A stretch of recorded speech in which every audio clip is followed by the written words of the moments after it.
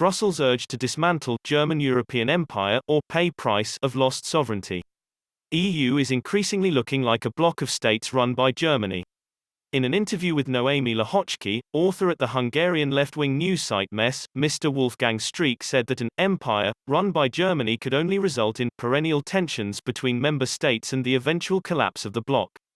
Instead, he claimed, the EU should look into dissolving into cooperation of sovereign states following the model of the Nordic Council.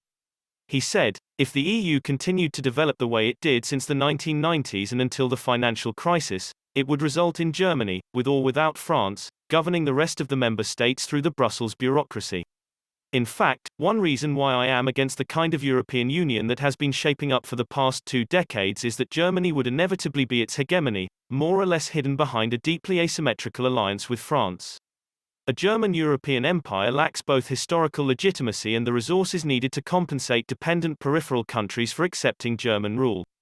The result would be perennial tensions between Germany and the rest of Europe, as well as inside Germany over the price to pay for empire.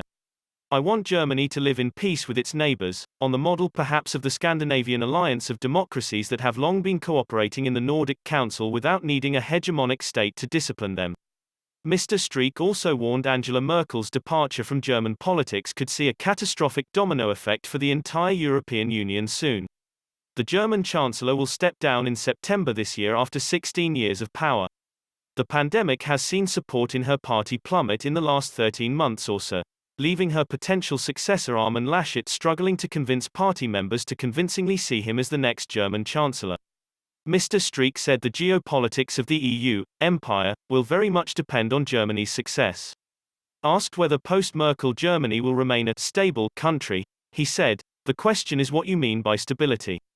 Will the CDU remain the biggest party? This is likely.